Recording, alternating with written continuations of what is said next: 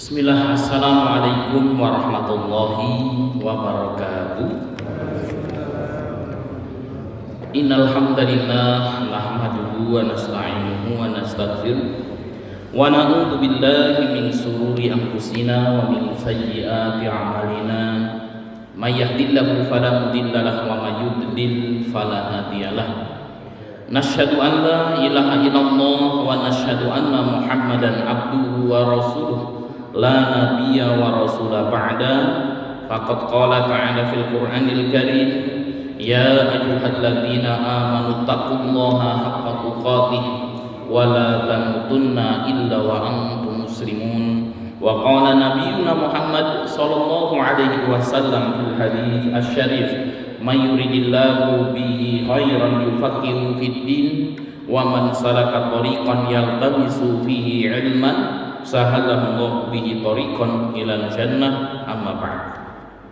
Bapak Ibu jamaah salat subuh yang dimuliakan Allah Subhanahu wa taala, puji syukur senantiasa kita haturkan atas kehadirat Allah yang telah memberikan kepada kita banyak sekali nikmat dan hidayahnya, baik itu nikmat iman, Islam maupun nikmat kesehatan, sehingga pada kesempatan pagi hari yang berbahagia ini Allah Subhanahu wa taala mampukan kita untuk bersama-sama hadir melaksanakan sholat subuh, dan kita lanjutkan dengan bermajelis taklim. Salawat dan salam semoga senantiasa tercurahkan kepada junjungan Nabi besar kita Muhammad sallallahu alaihi wasallam beserta keluarganya, para sahabatnya, para tabi'in, tabi'ut tabi'in, dan seluruh pengikutnya yang senantiasa mengikuti jejak dan risalah beliau sampai yaumul qiyamah. Untuk mendapatkan barokah dan pahala dari Allah, mari kita buka majelis kita dengan membaca basmalah. Bismillahirrahmanirrahim. Bapak Ibu yang dimuliakan Allah Subhanahu wa taala, kita lanjutkan kajian kita. Kita masih berbicara tentang rukun iman di halaman yang ke-39 Pak Haji Surya. Halaman 39 kita sudah membahas ya rukun iman yang pertama, yaitu beriman kepada Allah Subhanahu wa taala. Kemudian kita juga sudah membahas ya iman kepada malaikat ya, dan yang ketiga kita sudah membahas iman kepada kitab suci. Masuk kepada rukun iman yang keempat ya, yaitu beriman kepada rasul-rasul Allah Subhanahu wa taala. Apa yang dimaksud dengan rasul? Rasul adalah utusan ya, orang yang Allah Subhanahu wa taala utus untuk menyampaikan syariatnya. Ada rasul, ada nabi. Dan sebagaimana yang kita ketahui bahwasanya rasul yang pertama adalah Nabi Nuh alaihi salam. Nah, kalau nabi sebelumnya banyak nabi-nabi. Ada Nabi Adam alaihi salam. Setiap rasul adalah nabi, namun belum tentu seorang nabi itu rasul. Apa perbedaannya antara nabi dan rasul itu? Kalau rasul yaitu seseorang yang Allah Subhanahu wa taala utus ya ke dunia ini bisyar'il jadid, dengan membawa syariat baru. Seperti siapa Pak? Nabi Nuh alaihi salam. Itu adalah seorang rasul. Nabi Musa alaihi salam, beliau seorang rasul. Diturunkan kepadanya kitab Taurat. Kemudian Nabi Isa alaihi salam, ini seorang rasul ya, membawa syariat baru yang berlainan dengan syariat rasul sebelumnya. Namun syariat-syariat rasul sebelumnya dirangkum, dan tauhid itu menjadi inti dakwah pertama para rasul.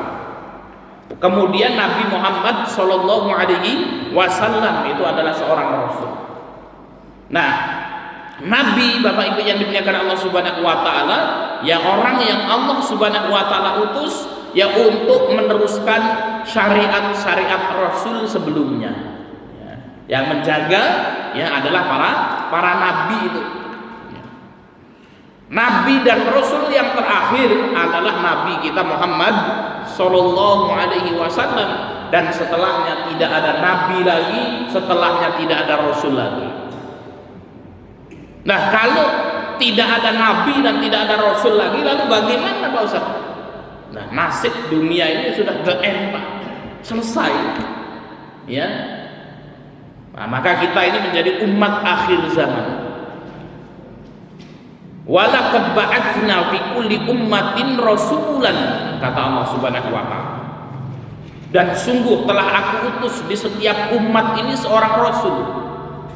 Tujuannya cuma dua saja, ani'budullaha, supaya umat ini berada di atas fitrah, yaitu hanya menyembah Allah Subhanahu wa taala.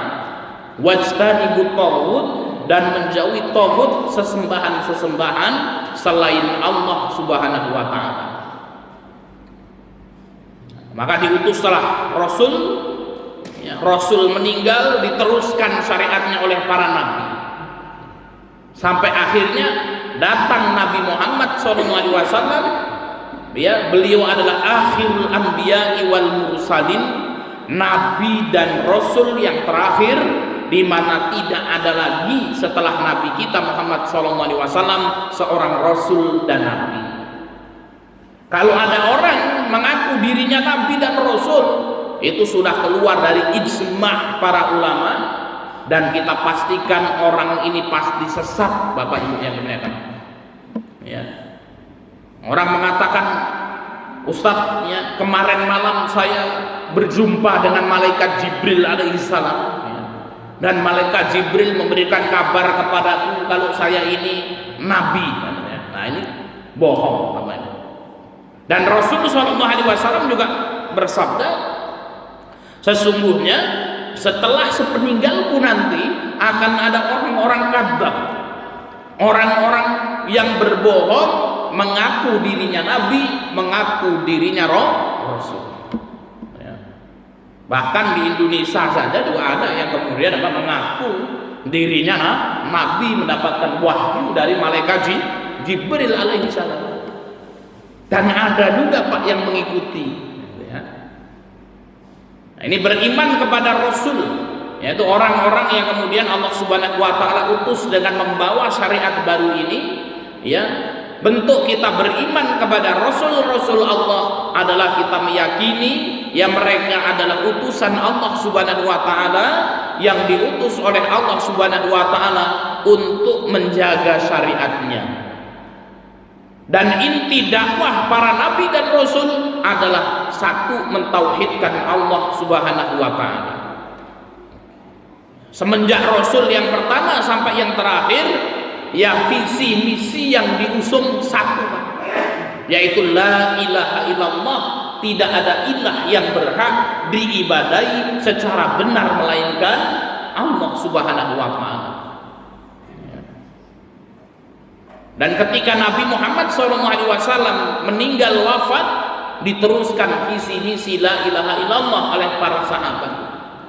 Sahabat tiada, diteruskan visi misi la ilaha illallah oleh para tabi'in, diteruskan oleh para tabi'ut tabi'in, diteruskan oleh para salafus soleh. Dan hari ini para asatid, para kiai, ya kita seluruh muslim ya wajib untuk menjaga eksistensi la ilaha illallah. Kalau sudah tidak ada lagi yang mengucapkan la ilaha illallah, berakhir Pak dunia ini. Maka disebutkan dalam hadis dari Hudzaifah ibnu Yaman, beliau mengatakan bahwasanya di akhir ya zaman nanti Islam ini akan pudar satu persatu. Tunqadul arul islami urwatan urwatan, dalam hadis seperti itu. Sesungguhnya Islam ini akan hilang satu persatu. Dan disebutkan dalam riwayat yang lain, sesungguhnya Islam ini datang dalam kondisi gharib. Gharib itu asing dan akan kembali asing lagi. Rasul SAW kalau kita melihat sejarah, ya, asing Rasulullah SAW datang ke Mekah itu. di mana kesyirikan merajalela, orang-orang menyembah berhala. Kemudian Rasulullah SAW kembali membawa tauhid, menghidupkan ya tauhid yang dibawa oleh rasul-rasul sebelumnya. Kondisinya asing, sehingga Islam terus menyebar, ya, berkembang di Madinah, balik lagi berkembang ke Mekah Al-Mukarramah, ya, terjadi penyebaran Islam yang sangat luar biasa di Mesir, di Yaman, di Irak, ya, sampai kemudian di Indonesia, ya. Dan Indonesia merupakan ya jumlah penduduk muslim terbesar di dunia ini. Di Indonesia ini juga ada organisasi Islam terbesar di seluruh dunia, Nahdlatul Ulama, ya. Jadi apa? Begitu luar biasanya, ya, Indonesia ini kemudian menerima datangnya Islam ini. Nah, namun janji Nabi SAW akan kembali gharib lagi, akan kembali asing lagi. Satu persatu kemudian apa? Ya pudar. Ya. Sampai kemudian Nabi SAW mengatakan apa? Sesungguhnya syariat pertama yang akan kemudian diangkat oleh Allah Subhanahu Wa Taala adalah sholat, Pak. Ya. Nanti sholat ini orang-orang ini akan meninggalkan sholat itu. Banyak yang mengaku dirinya muslim, namun kemudian apa? Mereka tinggalkan sholat mereka. Sampai dalam hadis riwayat Hudzaifah ibnu Yaman ini dijelaskan kondisi ketika itu, di mana kondisinya ya sholat, qiraatul Quran, puasa dan lain sebagainya itu tinggal cerita saja, tinggal dongeng saja. Ya. Dulu setiap tanggal 10 Dzulhijjah, nenek moyang kita dulu, orang-orang beriman, orang-orang muslim itu melaksanakan sholat Idul Adha dulu. Dulu kalau setiap tanggal 1 Syawal, ya orang-orang muslim, nenek moyang kita dahulu ya melaksanakan sholat Idul Fitri namanya itu dulu. Nah, kalau setiap subuh pagi seperti ini mereka melaksanakan sholat dulu, sehingga kemudian Pak, syariat Islam ini hilang, pudar satu persatu. Sampai ada sahabat yang kemudian bertanya kepada Hudzaifah ibnu Yaman ini, wahai sahabat Hudzaifah ibnu Yaman, bagaimana mungkin mereka mengaku dirinya beriman, tidak sholat, tidak zakat, tidak puasa, mereka tinggalkan amalan-amalan Islam itu, ya. Lalu apa yang tersisa pada mereka? Yang tersisa pada diri mereka hanya satu syariat saja, Pak, yaitu syariat la ilaha illallah. Tidak ada ilah yang berhak diibadahi secara benar melainkan Allah Subhanahu wa Ta'ala. Cuman syahadat saja, namun tidak beribadah sama sekali. Sampai sahabat ini bertanya, wahai Hudzaifah, lalu apa faedahnya mereka mengucapkan la ilaha illallah namun tidak melakukan ibadah? Hudzaifah ibnu Yaman mengatakan, sesungguhnya kalimat la ilaha illallah itu yang akan menjadi hujah ya dirinya di hadapan Allah Subhanahu wa Ta'ala. Ngeri, Pak, ya kalau kita melihat ya zaman yang seperti ini, ya, dan hari ini terus ya zaman itu menuju kepada kerusakan ini. Kenapa? Karena kita berada di akhir zaman, ya. Maka secara sunnatullahnya ya generasi ke generasi yang lain, dari satu zaman ke zaman yang lain, maka kemudian akan terus mengalami kerusakan di muka bumi ini. Sampai disebutkan dalam hadis akhir zaman itu ya perzinaan merajalela, sampai kemudian orang terbaik di antara mereka yaitu ketika lewat di jalan melihat laki-laki dan perempuan berzina di tengah jalan. Udah gak di gedung lagi, Pak, ya sudah ya kita naik sepeda, Pak Haji Sur naik sepeda, ada laki perempuan guling-guling di aspal berdua. Ngapa? Berzina di situ. Na'udzubillahi min dzalik. Dan orang yang paling baik ketika itu akan mengatakan, ya kalau berzina nggak usah nang gini. Coba ya alangkah baiknya kalau engkau berzina di balik tembok itu. Itu orang terbaik ketika itu. Ya. Perzinaan akan merajalela, minuman keras akan merajalela. Ini akhir zaman ini seperti ini. Nah, kalau kita merenungi saja, kita renungkan hari ini, ya. Pak Haji Sur ini mungkin ya, Pak Dibio kan gitu ya. Waktu Pak Haji masih remaja dulu kan gitu ya. Dengan kondisi hari ini teman, kira-kira parahnya parah mana? Ya. Dari segala lini Pak. Baik lini ekonomi, baik lini pergaulan ya anak-anak dan manusia, maupun baik lini pemerintahan yang ada. Pasti kita akan mengatakan apa Pak Ustadz? Ya, semakin hari kok semakin buruk. Ya. Artinya Bapak Ibu yang dimuliakan Allah Subhanahu wa taala, kalau kondisi kita hari ini seperti ini adanya, maka anak cucu kita ini akan menghadapi sebuah tantangan yang lebih besar fitnahnya daripada kita hari ini. Ya. Ini fitnahnya akan lebih besar dari kita hari ini. Dalam segala bidang itu. Ya. Nah, ini sampai nanti keluar Dajjal itu, wah fitnahnya lebih luar biasa lagi. Ya. Nah, Bapak Ibu yang dimuliakan Allah Subhanahu wa taala, ya. Nah, inilah tantangan kita. Dan kita sebagai seorang muslim, Bapak Ibu yang dimuliakan Allah Subhanahu wa taala, harus mempersiapkan dan memiliki perhatian kepada generasi-generasi Islam.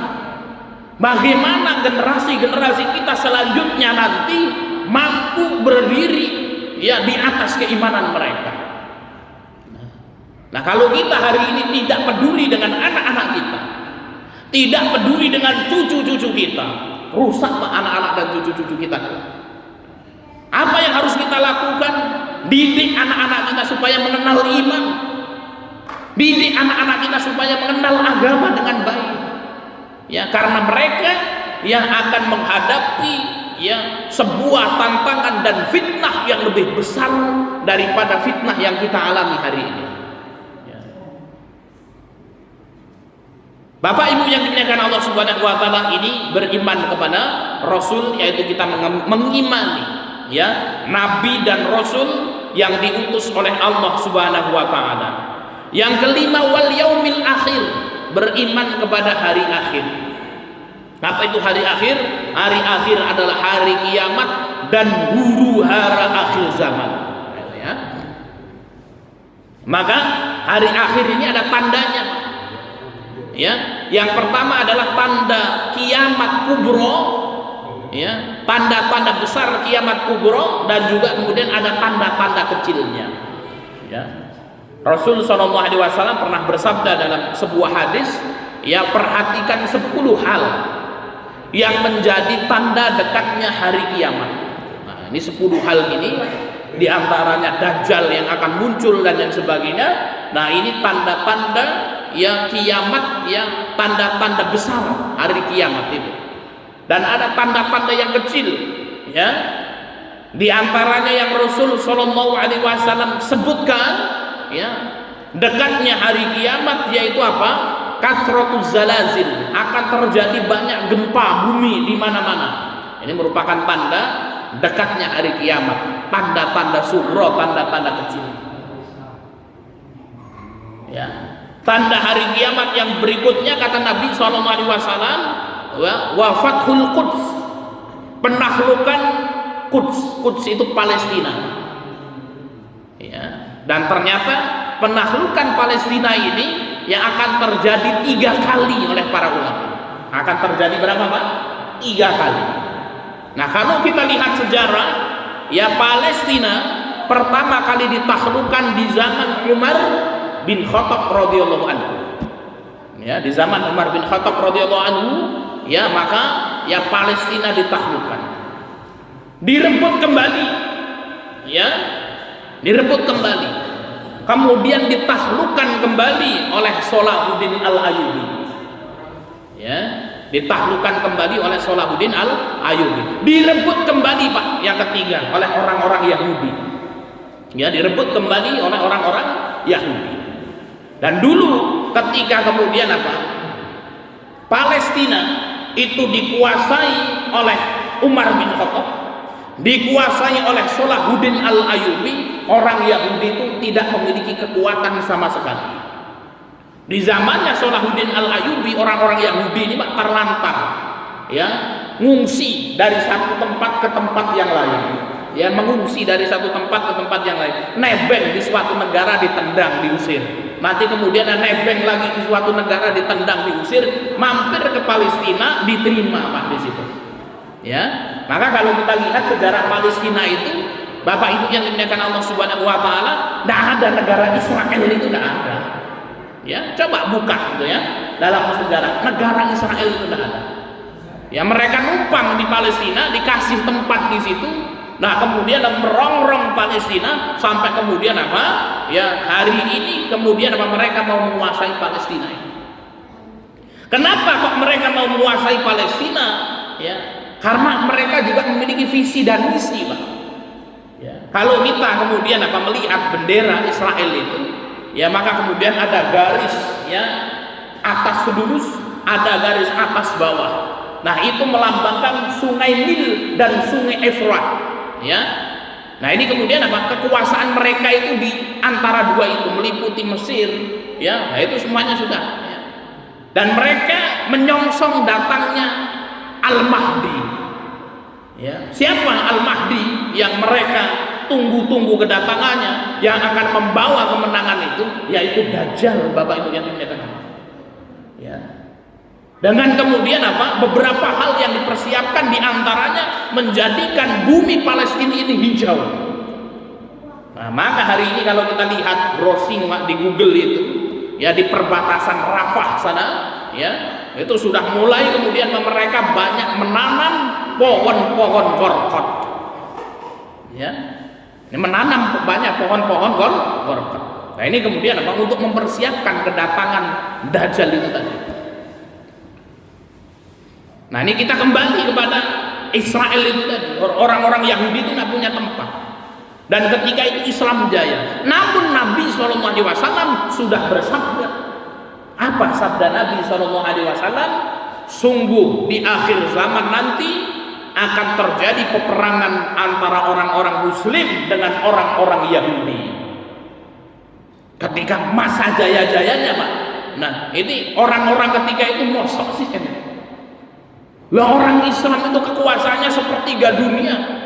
Bagaimana kekuatan ya Muhammad Al-Fatih dalam menggedor ya apa namanya benteng-benteng Konstantinopel itu. Ya, kemudian kata Rasulullah SAW, nanti di akhir zaman akan terjadi peperangan antara orang-orang Muslim dengan orang-orang Yahudi. Oh, berarti ini orang Yahudi besok akan memiliki kekuatan besar. Sehingga kemudian apa? Ya mereka, ya orang-orang Yahudi ini akan kalah dan bersembunyi di balik kayu dan batu. Ini bisa dilihat Pak, hadisnya sahih. Mereka akan bersembunyi di balik kayu dan batu. Maka kayu dan batu itu akan berkata, ngomong Pak kayu dan batu itu, wah ya Muslim, wahai Muslim, ya sesungguhnya di belakangku ada orang-orang Yahudi, faktuluhu, ya maka selesaikan, sudah. Kecuali satu pohon yang tidak berbicara, yaitu pohon gorkot yang hari ini sudah ditanam di Palestina itu oleh orang-orang Yahudi. Rasul mengatakan apa? Fa innaha min syajaratil yahud. Sesungguhnya pohon gorkot itu merupakan pohonnya orang-orang Yahudi. Ini artinya mereka juga kemudian apa, paham Bapak Ibu yang dimuliakan Allah Subhanahu wa taala, ya bahwasanya apa? Ya nanti akan terjadi peperangan ini dan mereka akan kalah dan pohon ini yang akan menolong mereka. Ya. Nah, maka kemenangan-kemenangan ini Allah Subhanahu wa taala pergilirkan. Kalau hari ini masalah ya kita melihat Zionis ini mencekram ekonomi yang sangat luar biasa. Ya, sampai kita mau mandi, kita mau sikatan, kita mau ngapain, tidak terlepas dari produk mereka. Ya. Dan mereka berbangga. Nah, kalau ada yang bertanya, Ustaz, ini kapan nih Palestina menang? Ini saatnya Palestina menang. Ya. Dan apakah kemudian dia karena runtutannya ini Pak, kalau kita kaji ayat-ayat dan hadis-hadis akhir zaman kan seperti itu. Ya. Peristiwa yang terjadi di Palestina hari ini membuka pintu datangnya Dajjal. Yang dimana Dajjal ini akan hadir. Dajjal itu adalah keturunan Nabi Adam alaihissalam. Ya. Kata Nabi SAW, Dajjal ini nanti akan masuk ke seluruh penjuru dunia. Ya, maka kemudian apa? Orang-orang dahulu itu kemudian apa? Gimana caranya? Dalam waktu sekejap akan mengelilingi dunia. Kok bisa? Apakah terbang atau seperti apa? Wallahu a'lam bishawab. Bagaimana cara datangnya Dajjal? Tapi hari ini memungkinkan sekali, Pak. Ya pakai jet aja sudah bisa kemana-mana. Ya. Tapi kita tidak tahu bagaimana caranya Dajjal keliling dunia.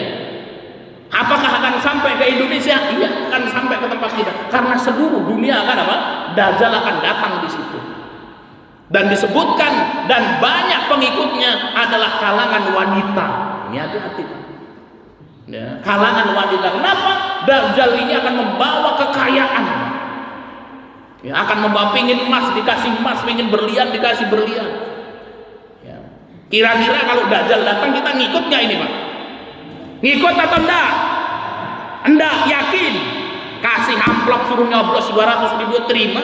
Apalagi Dajjal datang membawa duit 1 miliar emas. Waduh ini. Nah, kita bisa bayangkan ini saja, Pak. Ya, godaan itu tadi ya, godaan serangan tajam aja. Banyak orang yang nggak sabar. Ya, apalagi dengan apa? Hadiah dari Dajjal yang besar. Ini luar biasa. Nah, ini Dajjal ini nanti akan datang. Namun Dajjal ini kemudian apa? Tidak bisa memasuki dua tempat. Yang pertama Mekah, yang kedua Madinah. Ini Dajjal nggak bisa datang ke sini. Maka Dajjal akan berdiri di suatu bukit bersama para pengikutnya. Kenapa? Mekah dan Madinah dijaga oleh malaikat-malaikat. Ya, ini hadisnya sahih semuanya, Pak, yang menyebutkan akhir zaman ini. Ada Ustadz Abu Fatihah Al-Adnani yang telaten nih. Ya, dikumpulkan ini hadis-hadis akhir zaman ini. Ya, maka kemudian apa? Ya, beliau kumpulkan dalam satu bukunya Ensiklopedia Akhir Zaman. Ya, setara untuk itu, masya Allah. Ya, kesungguhan beliau. Bisa dibeli di PB Swalayan, itu ada bukunya. Ya, tebel segini, Pak. Kitabnya besar. Ya, maka Dajjal ini kemudian apa? Berdiri di atas bukit bersama pengikut-pengikutnya dan tidak bisa masuk Mekah dan Madinah. Kenapa? Mekah dan Madinah dijaga oleh para malaikat-malaikat. Dajjal mengatakan inilah istana putih Muhammad Sallallahu Alaihi Wasallam. Kenapa? Dajjal mengatakan istana putih karena Mekah dan Madinah itu putih, Pak. Dan kalau kita lihat dari atas Mekah dan Madinah itu bangunannya putih-putih hari. Ya dulu belum putih-putih seperti ini, Pak. Ya. Inilah dua istana Muhammad Sallallahu Alaihi Wasallam. Maka ketika itu Dajjal menghentakkan kakinya di atas bukit itu. 3 kali berguncang Mekah dan Madinah. Terjadi gempa bumi dan disebutkan dalam hadis, maka keluarlah orang-orang munafik yang berada di Mekah dan Madinah mengikuti Dajjal. Ini menunjukkan Bapak Ibu yang dimuliakan Allah Subhanahu wa taala, di Mekah dan Madinah ada orang-orang buruk juga, Pak Ustaz. Ada. Malah kalau Pak Ustaz di Mekah Madinah ini wong-wong malah konser-konser orang kena kan gitu. Ya memang sunatullahnya seperti itu. Lah kalau Mekah sama Madinah orangnya baik semua, Pak. Dajjal menghentakkan kakinya orang sing metu, wong eleke ora ono kan gitu. Berarti hadis ini tidak benar. Maka keluarlah ini orang-orang munafik yang ada di Mekah dan Madinah dan mengikuti Dajjal. Bapak Ibu yang dimuliakan Allah Subhanahu wa taala, dan Dajjal ini tidak ada yang bisa membunuhnya. Sampai kemudian disebutkan dahsyatnya fitnah Dajjal ini. Ada seorang laki-laki, seorang pemuda yang dibelah oleh Dajjal menjadi 2. Jadi apa? Badannya dibelah menjadi 2, Pak. Nah, setelah itu kemudian apa? Disaksikan oleh banyak orang. Nah, ini badannya dibelah menjadi 2, kerak gitu. Nah, kemudian kanan kiri. Kemudian Dajjal berkata kepada orang-orang, saya akan hidupkan pemuda ini. Kemudian Dajjal lewat di tengah-tengahnya dan menyambung kembali, pemuda ini hidup kembali. Ketika pemuda ini hidup kembali, Dajjal ngomong sama orang-orang dan sama pemuda yang dibunuh, apakah engkau meyakini kalau aku ini adalah Tuhanmu? Maka dalam riwayat tersebut, pemuda ini Pak, pemuda yang beriman dan bertakwa dan sudah membaca hadis tentang peristiwa itu. Ya. Pemuda ini ngomong apa? Sungguh peristiwa yang terjadi pada diriku ini telah dikabarkan oleh Rasul sallallahu alaihi wasallam dan aku meyakini engkau adalah Dajjal. Coba bunuh sekali lagi, niscaya engkau tidak akan mampu menghidupkanku kembali. Karena apa? Sesinya cuma satu saja kuotanya itu tadi. Dibunuh oleh Dajjal, kemudian apa? Dajjal tidak bisa menghidupkan kembali. Coba Pak, kita bayangkan ini, seorang pemuda yang berhadapan dengan Dajjal, ya. Ini sampai kemudian bisa ngomong seperti itu. Kenapa? Karena kemudian apa? Dia mendapatkan ilmu dari Allah Subhanahu wa taala, dijaga oleh nenek moyang mereka. Ya. Diperkenalkan tauhid, diperkenalkan Islam, sehingga kemudian menjadi kuat Pak ketika itu. Yang menjadi pertanyaan, adakah di antara keturunan-keturunan kita yang bertemu dengan Dajjal ini Pak? Coba. Ya. Oke, cucu-cucunya Pak Darmanto ini kalau ketemu Dajjal kelak itu, ya, apakah kemudian termasuk orang-orang yang sabar? Atau naudzubillah min dzalik? Ya, cucu-cucu kita mengikuti Dajjal ini, naudzubillah ini. Nah, ini maka kemudian apa? Ya, kita ini kemudian apa? Ya, anak keturunan kita akan dihadapkan dengan kondisi yang fitnahnya lebih besar daripada kita. Nah, maka kemudian apa? Nabi Isa alaihissalam diturunkan, ya, diturunkan di mana? Di Menara Putih. Menara Putih itu ada di mana? Menara Putih itu ada di Syria hari ini.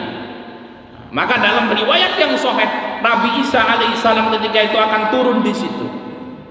Maka kemudian Nabi Isa alaihissalam akan mengejar Dajjal ini dan dibunuhlah Dajjal ketika itu.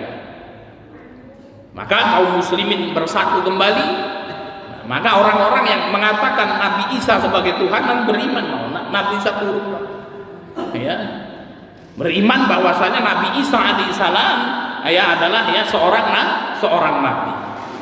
Nah, Bapak Ibu yang dimuliakan Allah Subhanahu wa taala, ketika itu dalam riwayat kaum muslimin ya mendirikan sholat, datang waktu sholat, dan kaum muslimin ketika itu dipimpin oleh Imam Mahdi. Ya, ketika hendak mendirikan sholat, maka Imam Mahdi ini berkata kepada Nabi Isa alaihissalam, wahai Nabi Isa, silakan engkau menjadi imam kami. Ya, Imam Mahdi ini Pak adalah apa? Namanya seperti namaku, kata Rasul. Nama bapaknya seperti nama bapakku, dan ya Imam Mahdi ini termasuk keturunan Nabi Muhammad Sallallahu Alaihi Wasallam. Ya. Maka kemudian apa? Ya. Nabi Isa diminta untuk menjadi imam, Nabi Isa alaihissalam tidak mau menjadi imam, maka kemudian Imam Mahdi yang memimpin ketika itu, dan Nabi Isa sholat di belakangnya Imam Mahdi. Nah, ini akhir ya apa namanya huru hara akhir zaman. Ya, di antara akhir zaman, tanda akhir zaman kubro adalah terbitnya matahari dari arah barat. Ini kalau kita baca riwayat hadisnya Pak, luar biasa. Ya, ketika itu apa kaum muslimin itu menunggu datangnya waktu subuh, lama nggak subuh-subuh. Ya. Jadi biasanya kita ini nunggu, oh ini ada jadwal di Masjid Al-Ikhlas ini nanti ada pengajian kan ya. Kemudian ya sudah waktu subuh kita datang ke sini. Ini kita ingatin ada pengajian di Masjid Al-Ikhlas, tapi kok lama nggak subuh-subuh, ini gimana kan?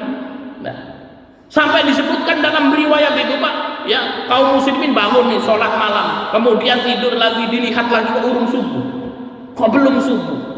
Sampai kemudian ada sesuatu yang aneh, kerisauan mereka, Bapak Ibu yang dimuliakan Allah Subhanahu wa taala, mereka orang-orang yang beriman berkumpul di masjid-masjid. Iya Pak Haji Sur, orang subuh-subuh itu piye kan? Ada piye masjid enggak subuh-subuh, enggak datang-datang ini subuhnya. Nah, mereka berkumpul di masjid-masjid, mereka mendirikan sholat, Bapak Ibu yang dimuliakan Allah Subhanahu wa taala. Ya, sholat jamaah, nunggu nyungkruk di masjid itu, ya subuh enggak kunjung tiba. Ya, subuh enggak kunjung tiba. Ya, tahu-tahu Bapak Ibu yang dimuliakan Allah Subhanahu wa taala, matahari terbit dari sebelah barat, dan ketika itu kata Nabi sallallahu alaihi wasallam, ya tobat manusia sudah tidak diterima oleh Allah Subhanahu wa taala. Ya, tobat manusia sudah tidak bisa diterima oleh Allah Subhanahu wa taala. Oh, Ustaz, saya bertobat, saya beriman kepada Allah Subhanahu wa taala. Matahari sudah terbit dari barat, sudah tidak diterima. Maka ada dua, ya, innallaha yaqbal taubatan abdi, kata Nabi. Sesungguhnya Allah Subhanahu wa taala akan menerima tobat seorang hamba, ya, sebelum dua hal ini datang. Yang pertama, sebelum matahari terbit dari arah barat, dan yang kedua malam yuwarghir, sebelum, ya, nyawa berada di tenggorokannya. Nah ini Pak, ya, jadi kalau nyawa sudah berada di tenggorokan, tidak diterima tobatnya. Ada nggak Pak orang yang nyawanya sudah di tenggorokan kemudian bertobat? Ada nggak? Siapa itu Pak? Fir'aun, kan dia. Fir'aun ini mengatakan wa ana rabbukumul a'la, aku Tuhanmu yang maha tinggi, ya. Setelah ditenggelamkan di Laut Merah, ya, amantu bi rabbi Musa wa Harun, kan gitu ya. Ya, kalau seperti ini aku beriman kepada Rabbnya Musa dan Harun, namun sudah berada di tenggorokan. Ya, maka dalam surat Yunus ini disebutkan, ya, maka kami lemparkan Fir'aun itu dan kami jaga jasadnya. Litakuna liman khalfaha ayah, kan gitu ya, supaya menjadi pelajaran bagi orang-orang setelahnya. Dan hari ini jasad Fir'aun masih ada di Mesir, Pak. Ya, memang Allah Subhanahu wa taala sebutkan dalam ayat itu akan Allah jaga supaya kemudian apa? Ya, menjadi pelajaran. Ya, ketika datang roh Fir'aun itu, wong sing mengaku dirinya Tuhan tadi mumi kok ngene, kan. Bapak Ibu yang dimuliakan Allah Subhanahu wa taala, ini yang hara guru akhir zaman. Maka kemudian akan terjadi kiamat. Ditiup sangkakala, Bapak Ibu yang dimuliakan Allah Subhanahu wa taala, hancur seluruh alam semesta ini. Nah, kemudian apa Bapak Ibu yang dimuliakan Allah Subhanahu wa taala? Ya, manusia akan dibangkitkan. Maka di dalam Al-Qur'an disebutkan manusia akan kembali dibangkitkan. Ya, jadi setelah kiamat tiba, kita ini akan dibangkitkan oleh Allah Subhanahu wa taala, Bapak Ibu yang dimuliakan Allah Subhanahu wa taala, ya, dengan badan dan ruh kita. Allah akan bangkitkan kembali. Dan disebutkan dalam Al-Qur'an dibangkitkan kembali seperti sedia kala, sampai kemudian apa? Ya, guratan-guratan yang ada di jari mereka itu akan Allah Subhanahu wa taala samakan seperti dahulu. Jadi penciptaannya Pak, diciptakan kembali sampai kemudian apa? Guratan-guratan yang ada di jari-jari kita itu kemudian apa? Akan Allah kembalikan seperti semula. Dan ternyata Bapak Ibu yang dimuliakan Allah Subhanahu wa taala, guratan kita punya jari, namun guratan yang ada di jari kita ini tidak ada yang sama. Seluruh manusia itu semuanya beda. Maka kenapa kok kemudian kalau ada kasus kan gitu ya, dicari sidik jarinya ketemu orangnya. Ya, oh ini ada orang nih, ya, nyolong apa gitu, megang sesuatu, kemudian apa? Disidik, anakan sidik jari, sama kepolisian itu kemudian dicari sidik jarinya, ketemu orangnya. Dan tidak salah Pak orangnya. Loh kenapa? Setiap manusia itu memiliki sidik jari yang berbeda antara satu dengan yang lain. Semenjak zamannya Nabi Adam sampai manusia yang terakhir itu tadi. Bagaimana dahsyatnya Allah Subhanahu wa taala dalam menciptakan manusia ini. Ya, maka ya itu tadi, ya, oh ini sidik jarinya dicari kan gitu, dilihat kan, nanti ketemu orangnya. Ya, nggak mungkin salah Pak Udin sama Pak Haji Sur, wah ini sidik jarinya sama, berbeda. Dan dalam Al-Quran disebutkan nanti Allah Subhanahu wa taala akan bangkitkan manusia sampai kemudian jari-jarinya dan guratan-guratan yang ada di jari-jarinya itu Allah kembalikan seperti semula lagi. Maka suatu hari ini ada orang Yahudi datang, ya, orang Yahudi yang kiainya orang Yahudi datang. Wahai Muhammad Sallallahu Alaihi Wasallam, bukankah kelak bumi ini akan dihancurkan oleh Allah Subhanahu Wa Taala, seluruh alam akan dihancurkan oleh Allah? Benar kata Nabi Muhammad Sallallahu Alaihi Wasallam. Kemudian orang Yahudi ini bertanya kepada baginda Nabi, wahai Nabi Muhammad Sallallahu Alaihi Wasallam, gitu ya, ketika alam semesta ini dihancurkan, manusia kemana? Manusia kemana? Nah ini pertanyaan pertama orang Yahudi. Ini berkaitan dengan akhir zaman. kemudian orang Yahudi bertanya lagi.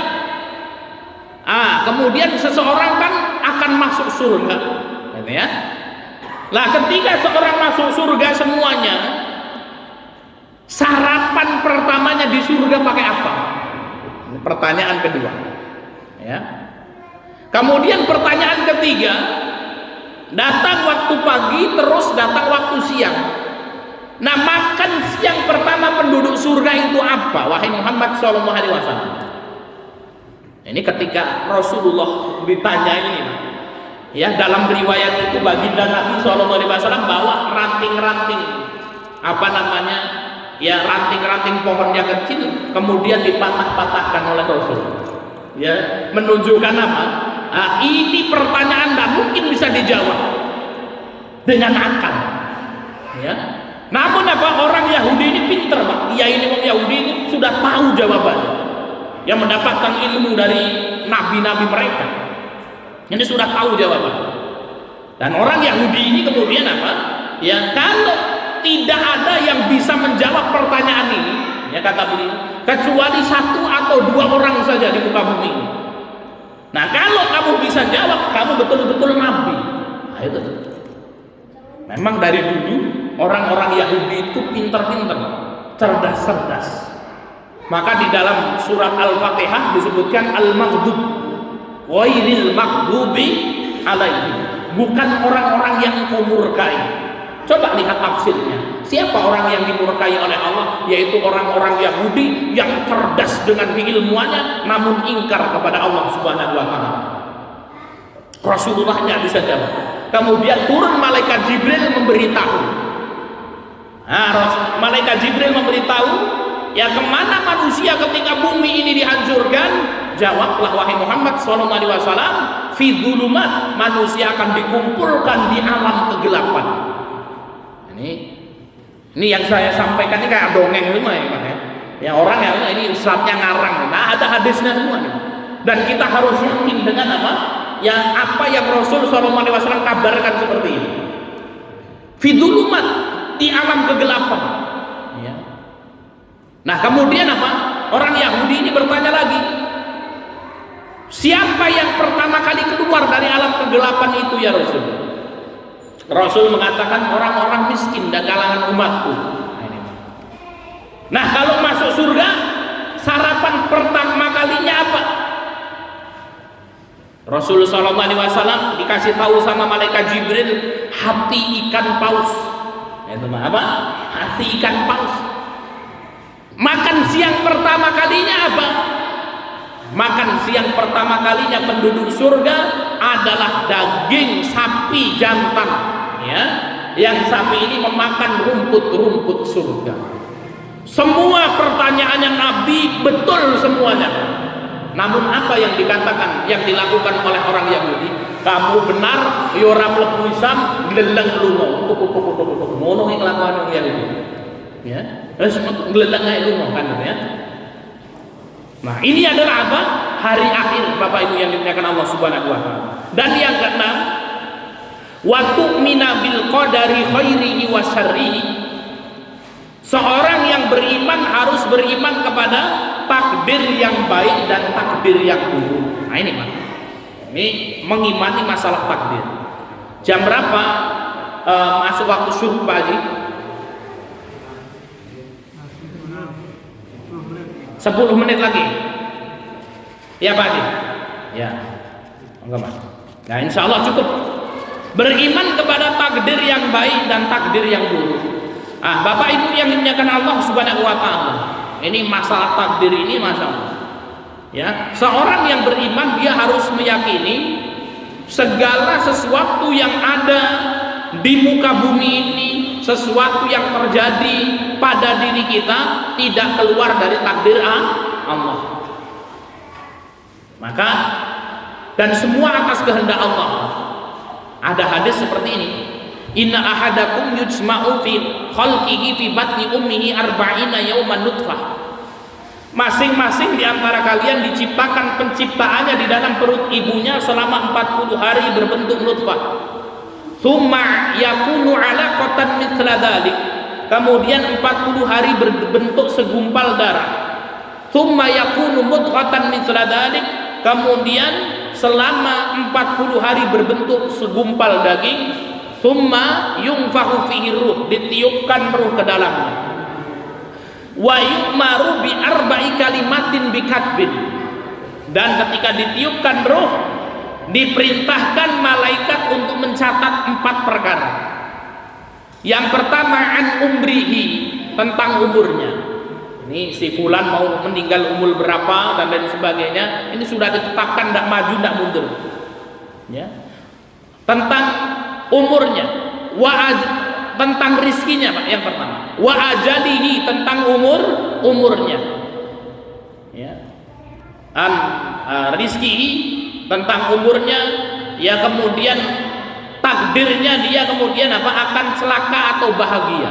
Takdir dia akan celaka atau bahagia. Ini takdirnya celaka atau bahagia itu sudah ditetapkan oleh Allah Subhanahu wa taala. Kemudian Nabi mengatakan apa? Wa inna ahadakum la ya'malu bi amali ahlil jannah. Sungguh ada orang di antara kalian itu mengamalkan amalan penduduk surga. Ini soleh, Pak, amalannya baik gitu ya. Hatta ma yakunu bainahu wa bainaha illa dhira, sampai jarak orang ini dengan surga tinggal sehasta. Setitik mana ini, Pak?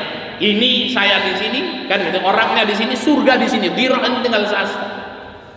Fayasbiqu alaihil kitab, namun didahului oleh Alkitab, catatan takdir itu.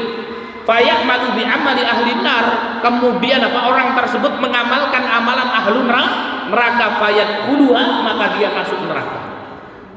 Wa inna ahadakum la ya'malu bi amali ahli nar, ada di antara kalian yang melakukan amalan ahli neraka. Hatta ma yakunu bainahu wa bainaha illa dhira, sampai jarak antara dia dengan neraka tinggal sehasta, dekat saja. Fayasbiqu alaihil kitab, didahului oleh suratan takdir, takdirnya mlebu surga, bukan penduduk neraka. Fayamalu bi amali ahli jannah, maka orang ini mengamalkan amalan penduduk surga. Fayadkhuluha, maka orang tersebut masuk ke dalam surganya Allah Subhanahu wa taala. Nah, ini kita mengimani yang takdir yang baik, yang buruk itu dari Allah Subhanahu wa taala. Namun ahlu sunnah wal jamaah nggak boleh keblinger dalam masalah ini, Pak. Namun kita juga memiliki peran untuk memilih. Wahadainahu najdain, dan kami tunjukkan kepadamu 2 jalan, jalan kebaikan yang menuju kepada surga, jalan keburukan yang menuju kepada neraka. Berbicara takdir Allah, ini sudah urusan Allah, Pak. Kita tidak usah ngikut-ngikut ranahnya Allah Subhanahu wa taala. Jadi salah kalau ada orang berpikiran seperti ini.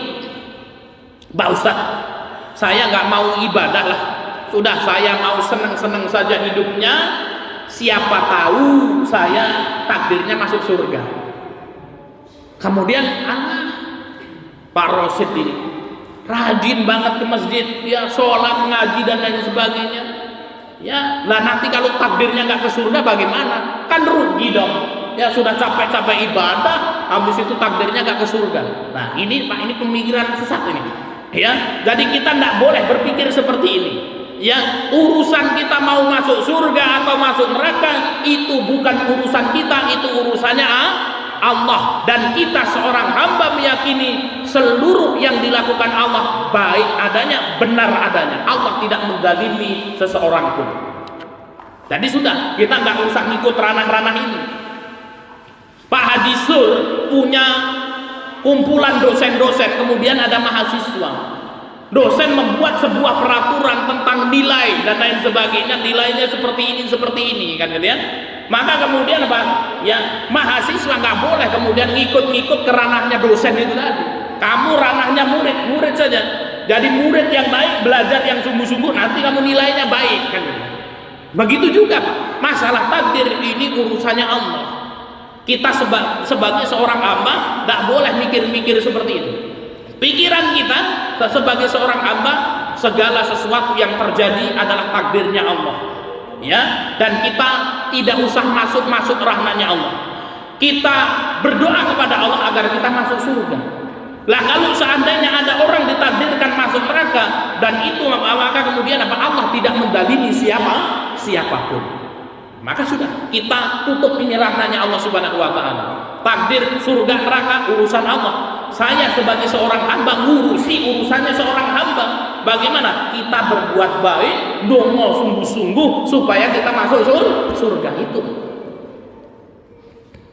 Karena orang terjebak di sini. Orang yang keblinger tadi, oh, segala sesuatu itu atas kehendak Allah Subhanahu wa taala. Manusia tidak memiliki peran, cuma seperti wayang yang dijalankan oleh dalang itu tadi. Nah, ini namanya aliran Jabariyah. Apa itu Pak Jabariyah? Jabariyah itu manusia dipaksa oleh Allah Subhanahu wa taala semuanya dan manusia tidak memiliki peran. Ini namanya Jabariyah. Ya, dulu pernah kita kisahkan ya, seorang laki-laki di zaman Umar bin Khattab yang mencuri. Laki-laki ini mencuri, ditangkap sama Umar. Orang ini marah sama Umar. "Hai Umar, bukankah segala sesuatu yang terjadi atas takdir Allah benar? Saya mencuri wahai Umar atas takdir Allah. Kamu jangan melarang takdir Allah Subhanahu wa taala."